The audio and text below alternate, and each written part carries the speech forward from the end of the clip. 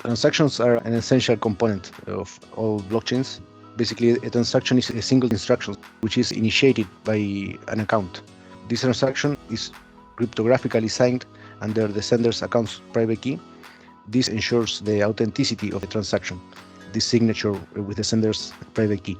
Transactions play a crucial role in both storing data on a blockchain, but also on updating data on the blockchain and interacting with the smart contracts. Basically, there are different fields that make up a transaction, or components that make up a transaction. First, we have the sender information. This field identifies the sender of the transaction, who is initiating the transaction and who is responsible for paying the transaction fee. Next, we have all the transaction actions information, all the fields that provide information about what the transaction will do. This includes information about the receiver of the transaction with the to field, which can be used both for a user account, or it can be also a smart contract with the capability of executing a specific logic. And additionally, one other transaction action information is the value field, which includes the details about the amount of tokens CFX that is being sent, and all the information regarding how to interact with a smart contract, which is the data field. Next, we have transactions fees information. All transactions incur fees to incentivize miners to include them in the blockchain. So the transaction fee includes some base information, which is gas for both spaces.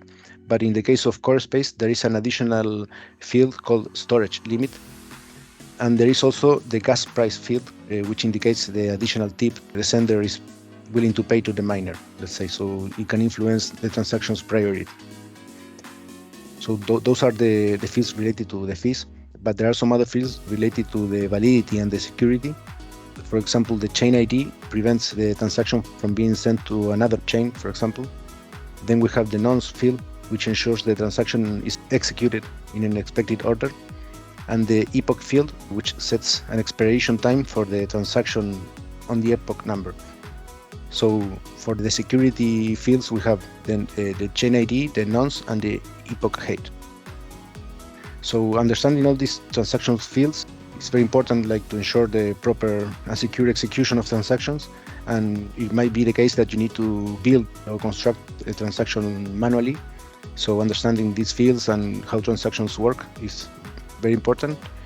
Also for troubleshooting any problem you might have with a smart contract, for example.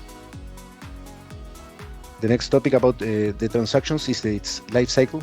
This is where it is related to the consensus mechanisms, both proof of work and proof of stake.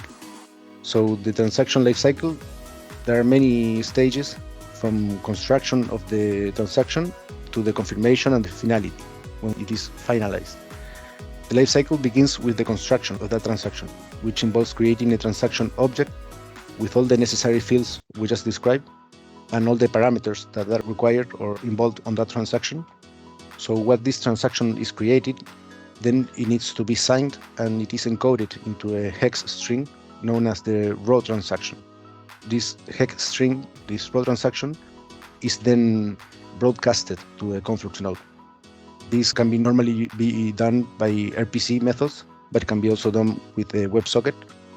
Basically, the nodes that receive this constructed transaction that is broadcasted, the node validates that transaction, and if it passes the validation, then it is further broadcasted to other nodes in the network. So the sender, when it sends the transaction to the node, it receives a transaction hash as a reference, like to track the process and the progress of that transaction. Well, this is where miners play a crucial role, including transactions in blocks. They basically select the transactions from the mempool, and they prioritize those with higher gas prices. So after a miner includes the transaction in a block, this block is propagated to the other nodes in the network. So after this block is mined, the node executes the transaction and runs the logic. For example, it creates the changes and updates the variables on the blockchain on a smart contract. So this execution comes before the confirmation, let's say, and after the miners include those transactions in the blocks. The execution results are recorded in a receipt. This receipt contains information, for example, like the transaction status, the gas used, different logs that might have been displayed. and also all the events that are emitted by smart contracts.